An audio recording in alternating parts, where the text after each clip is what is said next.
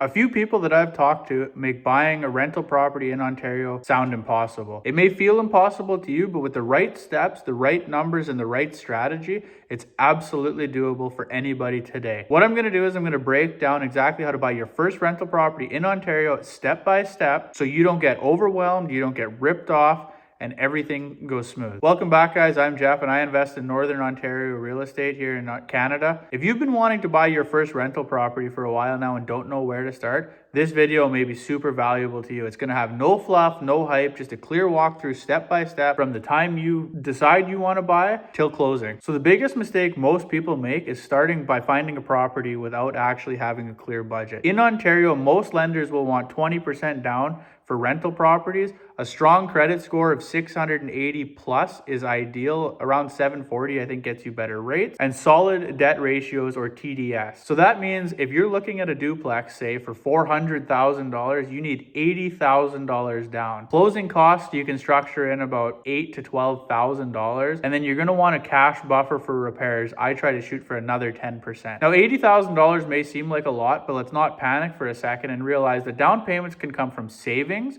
It can come from equity in your primary home through something called the HELOC, or home equity line of credit.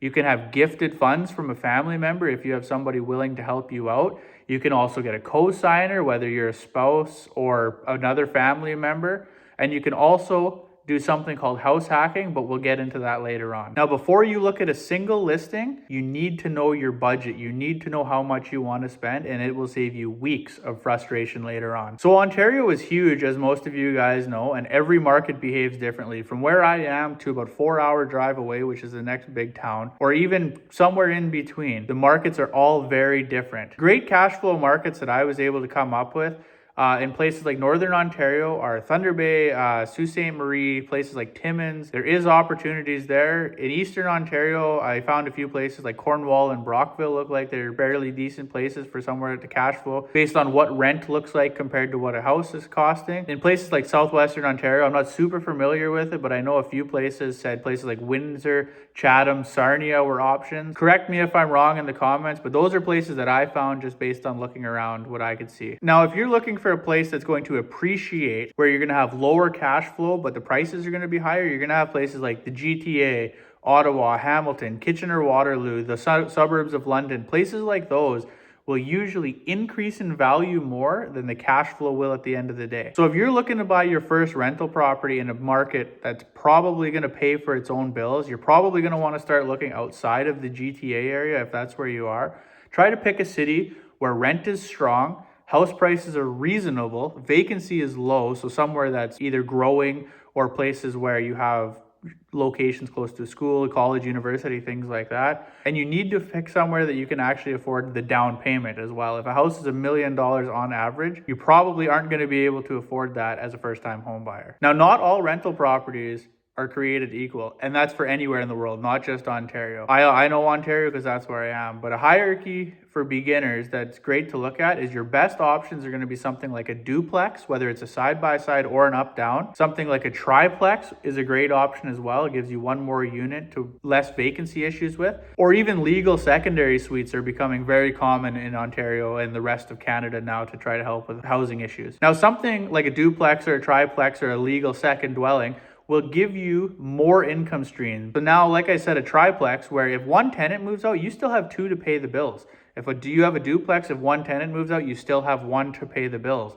Those are things that are going to help you protect your investment and protect your cash flow or protect your bank account, so you don't have to kill your account trying to pay for those while you have a vacancy for a month or two. Harder places to get into for beginners are places like a single family home, because cash flow is tough in a single family home. Most of them are more expensive and they cash flow less just because they're more expensive and rent isn't as super great. Now, other places that are hard to get into or are student rentals, just because of a high turnover. You may have some more vacancy. You're also going to have more issues probably with a fourplex or bigger. They're usually more expensive to get into. Depending on the bank you deal with, you might have to use commercial financing. So something like that becomes a little more complicated, possibly a little more expensive. So I would just steer clear of those for your first one. If you want something simple, stable, and profitable, I would start like I did with a duplex. I bought a side-by-side duplex up here in Northwestern Ontario, and it's been great ever since. So the second thing you really want to do once you decide what you want to buy and what your budget is you need to be able to understand how to run the numbers. Most people run the numbers wrong, and it's not their fault. They just don't understand what they're really looking for when they first start. So a simple way to analyze it would be take your income. If you have, say, a duplex and you have rental unit A and B, and you're going to get $1,400 to $2,000, say, depending on the city, that's going to be a little different. Might be high, might be low for where you are. But say $1,400 to $2,000 per unit per month. Then you want to factor in all of your expenses, not just the mortgage costs, not just property taxes, but you want mortgage, property taxes, insurance, heat, hydro, sewer, and water. Especially if they're not separately metered, you need to factor in that it will probably go up with new tenants. You also need to set aside 5 to 10%. 10% is safer for maintenance and repairs.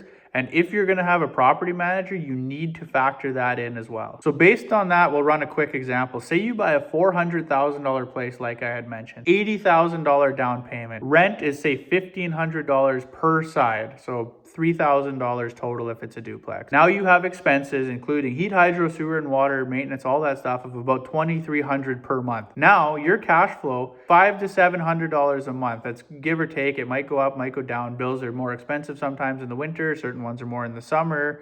So factor that in. So now you have about $500 or $700 a month in cash flow. That's a solid rental. $500 to $700 is great. If the cash flow is negative by even $100 or $200 per month, walk away. There is better deals out there. There will be some that cash flow. Now, the next step you have to do is something called a mortgage pre-approval. Most of you will probably know what that is, and it does come simpler for some people than others, but you need to do this first so you know what you can afford before you even start looking. In Ontario and most of Canada, lenders will check for income, they will check for debt ratios, they will look at your credit score, and they will look at your down payment history, and they will look at your down payment source. If your debt ratios are tight, a duplex usually helps that because they can use your rental income to boost your approval typically. And a good tip just to think about is work with a mortgage broker and not just your bank. Shop multiple lenders, try different banks. Sometimes this can save you thousands of dollars. So now after you've done all those previous steps, this is where you want to start actually shopping for a property. You know your numbers, it's time to look for each unit. When you go look at a rental property, you need to look at things like the roof condition, the age and the size and shape and window of the windows. Look at the electrical or get somebody who knows what they're doing to look. Take a look at the plumbing, check your heating source and system, see what it is, see how it is, check the foundation. If it's pre-tenanted already, figure out the tenant quality, figure out the neighborhood, figure out whether utilities are separately metered. These are all very valuable things, and cheap properties are typically cheap for a reason.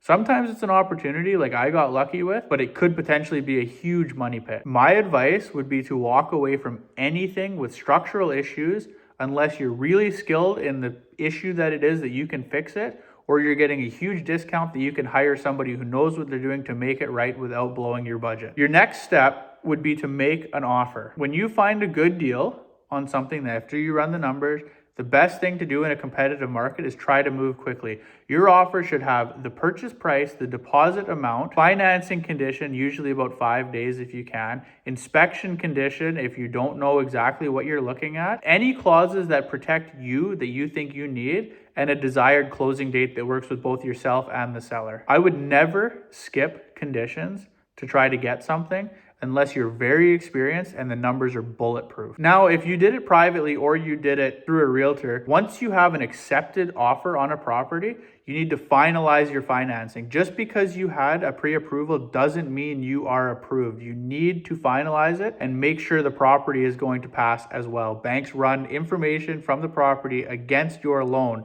to see if they'll support it. If you had inspection conditions, you need to complete your inspection based on the time frame that you chose, whether it's 3 days, 5 days, things like that. Also, get insurance quotes, figure out what you need for insurance, what you don't need for insurance. I have videos on that as well on my channel, so take a look. Then you need to plan on transferring utilities. Usually people transfer utilities, set it up beforehand, but transfer it on the day of closing is the best way to do it, because then there's no screwing around with other bills. That's the best way you can do it. Always review any current leases in place. Find out if your tenants are staying, find out if they're moving, see what they're renting for now, see if you want to keep them, see how things like this work. Sometimes a tenant in place may not be paying a pile of money, but they're a very good tenant, and that's worth a lot as well. Now, if you're getting new tenants, for whatever reason it may be, Prepare all your lease agreements and understand what they mean beforehand.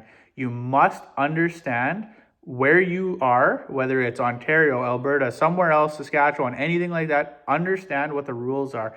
If you're in Ontario, you must use the standard Ontario lease or it won't hold up against any sort of issues later on. And you really need to understand the Residential Tenancies Act in your area.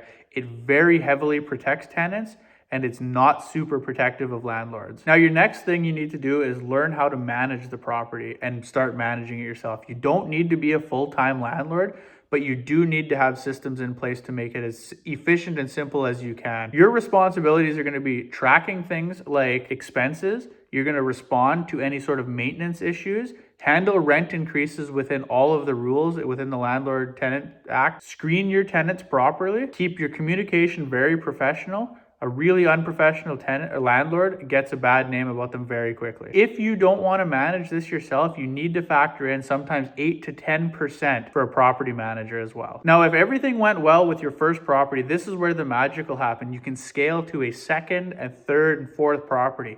Once your first property is stabilized and everything is going good and you've built equity, you've increased rents, it has a strong cash flow, and you have a good track record with lenders, you can refinance or save up from your job and your rental cash flow to buy a second one. Typically, investors don't go buy 10 properties at once, especially starting out. They buy one, then they grow, and then they leverage it into the next one and the next one and the next one. If you guys want me to turn this into like a downloadable checklist or make a form that you guys can use, drop a comment below and I can start putting that together and show you guys where to get it. And if you guys want more real estate videos, you guys want deals on analyzing rent numbers, real deals, real properties, let me know and I will explain all of this stuff to you. I can do videos on how I bought my properties. If you guys want any of those things, hit subscribe. I've got a lot of videos coming and I think they'll all be super valuable.